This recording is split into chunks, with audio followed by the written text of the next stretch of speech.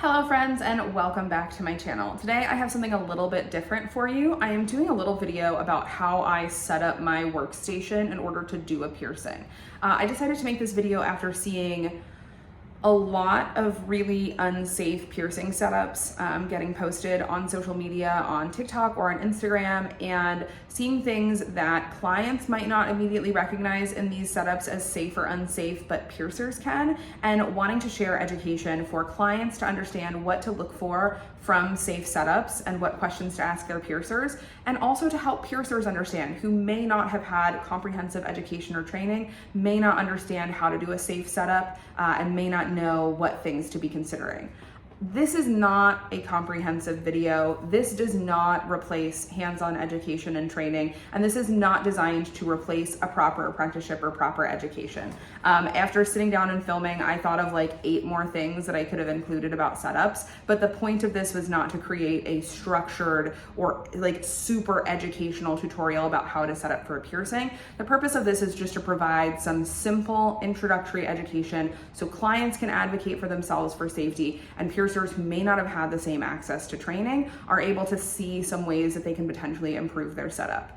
I already know that posting this might get a little bit controversial. I ran the thought of this video across a few different peers before I made it, and while a lot of the responses were positive, quite a few folks are worried that putting out content like this might encourage people to pierce themselves at home or create too much access to information.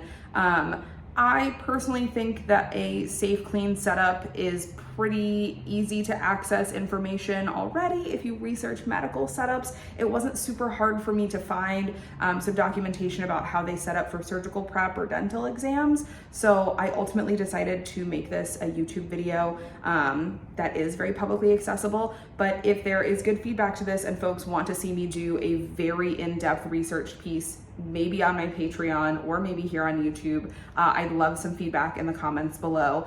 But I just wanted to address some of the really common problems I see usually on TikTok with how folks set up for piercings and help clients understand what to watch for to ensure that they're being pierced safely. So let's take a look at how I set up to do a piercing. So the first step of setting up your tray is making sure that your surface is clean. For this, I'm going to be using Optum. This is what I would consider an industry standard surface disinfectant. It's got a 1-minute kill time in terms of tuberculocidal and bactericidal, active ingredient hydrogen peroxide. This is a really fantastic surface disinfectant, and part of your education and training as a piercer should be understanding different surface disinfectants and what to use. For clients, trays should be fully wiped down before setup. Now, some piercers may set up where you don't see them do their setup. They're setting up either in the room before you get in, so you may not see this step. But the first step is to thoroughly wipe down my surface and make sure that everything is clean for me to pierce. And I start from the center of my tray, work outwards, and then clean around the sides. And this is my first setup of my tray for the day, which means I'm also going to clean the underneath and down below just to be safe. Now, once you've waited a minute, your tray is dry, you're ready to go. From here, there's 2 different steps that we can take. Some folks may drape their tray with something like a dental bib, and some folks may leave the tray bare. If you are choosing to drape with, say, a dental bib, you're going to be putting it plastic side down towards the tray. The plastic acts as a barrier. That way, any liquid or potentially contaminated liquids that would, get onto this, that acts as a barrier between those liquids getting in contact with your tray. Now, I personally don't use a tray drape. I find that it is an unnecessary step in regards to just sort of like wasting plastic and paper products. And because my tray is wiped down between every client, because it is a non-porous surface, which your tray should be, and because I typically work out of the sterile field of my sterile glove packaging, I just don't personally find a need to have a drape or a barrier down on my tray. I think that it is just kind of like unnecessary plastic waste. But again, if you choose to use it and that's how you like to work and that's how your setup works, that's totally fine. There's nothing wrong with not using it or using it. It is personal piercer preference based off of how you work. I opt not to use it. Someone else might use it. Both are fine. So from here, what my tray setup typically looks like is alcohol wipes, iodine, a marker to mark for my piercing, and sterile gloves.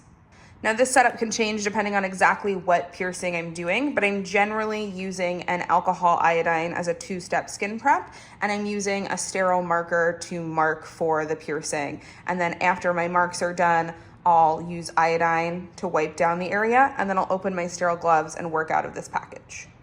Now, how this setup works for me in practice, once I have my client in front of me, I'll take my first alcohol wipe and I'll go ahead and open it carefully in a way where I'm not sort of like messing with the inside contents. I'll remove my alcohol wipe and I'll use that to clean down the client's skin. Let's say we're doing a helix, I'll use this to clean down the ear.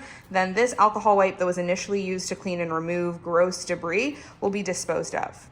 I'll do a glove change after that initial process, and then I will mark with my marker. I have 2 options for opening this marker. If I am planning to mark non-sterile and I'm just gonna make a quick dot and then iodine and clean things up, I'll probably just pop the marker out of the back of the packaging. However, opening it in that way would make this no longer sterile. So if I was intending to mark while in steriles, let's say I was using a very big piece of jewelry for my marking, I would ensure to carefully open the packaging the way it is designed.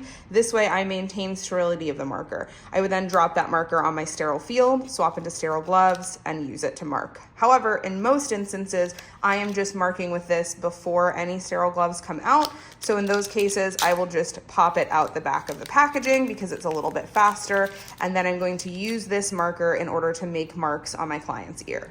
I have a second alcohol wipe out because I'm not always going to get the perfect mark first try. Very frequently, I am going to want to erase the mark that I have made and move it maybe a little higher, maybe a little lower, maybe a little left, maybe a little right. So I have a secondary alcohol wipe, and this is not for removing gross debris or prepping the skin of the ear. This alcohol wipe is for me to move and adjust my mark. So let's say I've made my little mark on the helix. I don't like where it sits. I'm going to open my second clean alcohol wipe, pop that out, and then go ahead and use that to erase my mark and make a new mark with my marker. The reason why I'm not using the original alcohol wipe is because I don't want to take that one, which is covered in gross debris, dead skin cells, bacteria from the client's ear, and put it right back on where I'm marking. I want to keep the spot clean, so I'm using a second alcohol wipe to do so.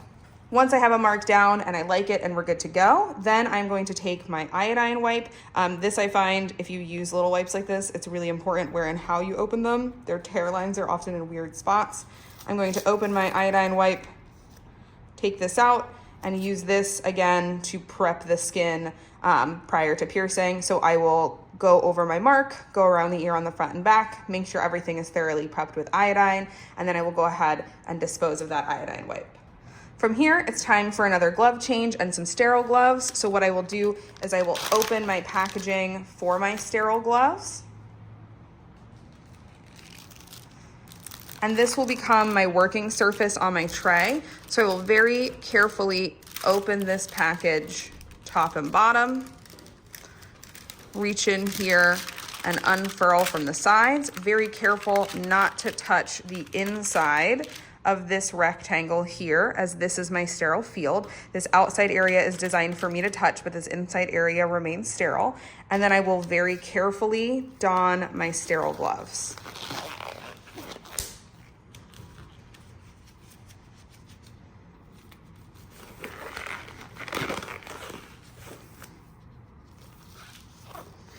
Once my sterile gloves are on and properly donned, then since I work out of a cassette autoclave, I will go into my autoclave cassette and remove my tools and supplies, set them here in my sterile field, and be ready to begin piercing. So for the sake of today's little video, I have my little gauze pack, freshly sterilized from my autoclave. I would have needles, tools, jewelry. For this example today, I just have a needle and a little post. This gets set up in my sterile field, and then this becomes my working surface for piercing. Now, a non-comprehensive list of things that I am not doing when I am setting up for piercing. I am not wiping down the tray and then immediately putting a drape on the surface, because if I do this, the tray has not had proper time to dry from being clean. The surface disinfectant may not have had time to be active. So if we wipe and then immediately drape, we don't actually have a clean surface. If I do opt to work on a drape, I understand that this drape is not a sterile field. So what I am not doing is taking some form of lubricant and putting it directly on my drape and then putting a needle in it and letting it sit there on my drape. Because this drape is not sterile. So if I take a needle and open it out of its packaging and just set it here on this drape, this needle is now contaminated. This is no longer a sterile needle. This is no longer clean for me to pierce with. This needle needs to either remain in its sterile packaging until it is removed at the time for piercing, or it needs to remain in a sterile field. For me, I use my glove container, since I pierce in sterile gloves, as my sterile field. For other studios who potentially, let's say, work out of prep packs where they have gauze and a Q-tip and some tools like ready to go and pre-sterilized, I might work out of one of those packages and place lubricant and the needle in there. But what I'm not doing is this, and I see this a lot online. I think this comes from just like a fundamental misunderstanding of sterility concepts, but this is not sterile, and now this needle is considered contaminated, and I don't want to pierce someone with a contaminated needle. I want to pierce them with a safe, clean, fresh needle. If I am opting to work out of a sterile glove pack, another thing that I am not doing is not being aware of my sterile field. So right now I'm obviously wearing exam gloves because I've already donned and removed my sterile gloves, but for the sake of this, we're gonna pretend that these are sterile gloves. So if I am already in steriles and I have my setup on my tray and I need to move my tray to go pierce, I'm not doing this, because this area of the tray is not sterile, it is clean. And if I touch this area, now my sterile gloves are no longer sterile. So if I need to move or rotate my tray and I have sterile gloves on, I'm pressing in the sterile field and I'm using this to move and rotate my tray. I'm not doing this, I'm not doing this, and I'm certainly not touching a tray with my bare hand to move it around to go and do things. All of these are ways that we can contaminate our tray and our setup and potentially introduce harmful bacteria into our client's piercing. So in order to work as cleanly as possible, we want to be really mindful of our sterile field and how we're using it in our setup. Another thing I am not doing is cold soaking jewelry. So if you are going in to get a piercing done and your piercer has a little cup of liquid on their tray or setup and they drop your jewelry in it and say, oh, this is just gonna soak in this liquid and then I'll be able to pierce you with it, that is a no-go. You as a client are well within your rights to get up and leave. This is something called cold soaking, which was a concept we used in the industry probably 2 or 3 decades ago, where we would soak a piece of jewelry in some kind of disinfectant and say that that was clean enough for us to pierce with. Now, this is not sterile. There is nothing that we can use for cold soaking that is actually going to sterilize and that's safe to be introduced to an open wound. So this is a huge red flag on your piercer's setup. You do not want jewelry that has been cold soaked. You want jewelry that is properly sterilized. So either removed from a single-use sterile pouch or sterilized in an autoclave and taken out in a little bundle in sterile gloves and used on a sterile field. Now, clients may not always differentiate between a cup with jewelry that someone's cold soaking and, let's say, a cup of mouthwash for you to rinse with for an oral piercing, or a cup with enzymatic cleaner to clean some of your jewelry if we are switching and moving things around. So if you see little cups or things like this on your piercer's tray, don't hesitate to ask. Ask what it's for, ask what they're doing with. And if they do say that they're cold soaking or that this cup is in some way sterilizing your jewelry, that's a red flag. And lastly, as soon as I'm done with my piercing, as soon as I'm done with my tray setup and I'm cleaning things up, I am wiping down my tray. I am not letting it sit. I am wiping it down as immediately post-procedure as I can.